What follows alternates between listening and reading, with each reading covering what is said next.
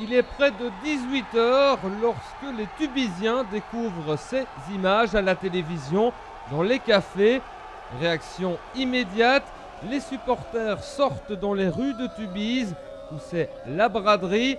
L'effervescence bat son plein, la joie est totale, Tubize est en division 1. Une heure et demie plus tard, les premiers supporters reviennent d'Anvers, des centaines de supporters qui avaient fait le déplacement. On était pas mal, il y avait 5 cars et pas mal de voitures personnelles, mais c'était l'enfer et on a survécu et on les a plus entendus les Anversois. Ha! C'est vrai que les 400 sang et or sur place ont fait beaucoup de bruit.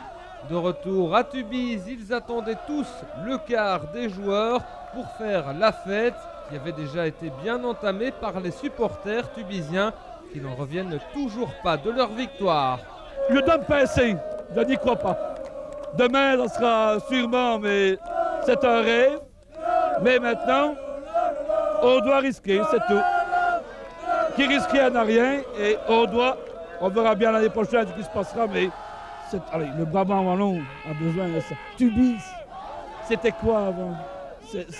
Allez, franchement, constater avec certaines choses, c'est vive Tubize et vive le Brabant wallon! On l'a compris, cette victoire fait énormément de bien pour toute une région, pour Tubize et pour les supporters assidus présents depuis le début, comme Philippe, président du COP, et qui donne toute son énergie depuis des années pour créer une ambiance à Tubize. C'est quand même quelque chose d'historique pour Tubize, parce que quand on réfléchit un peu, Tubize était quand même, il y a 15 ans encore en P2, et quand on voit malgré tout tous les échelons que le club a gravi, ça montre que le club est très très bien géré, quoi.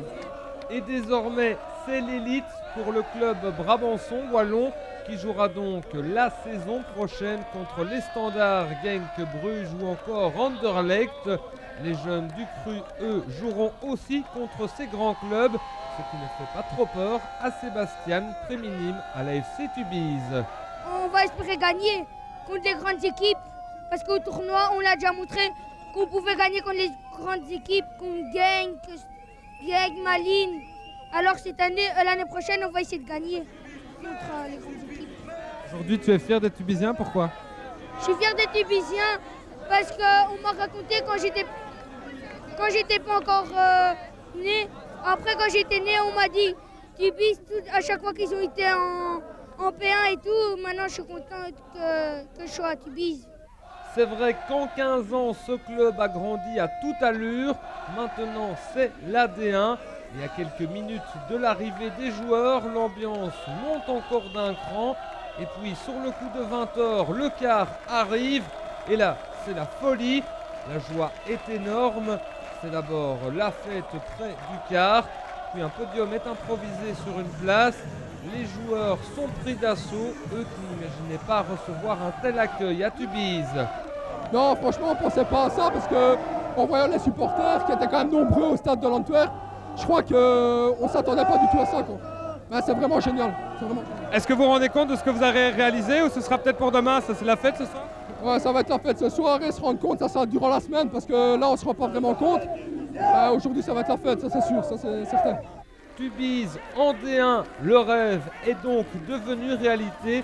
David a vaincu Goliath et Petit est devenu grand avec une fête digne d'une division 1. En voici encore quelques extraits.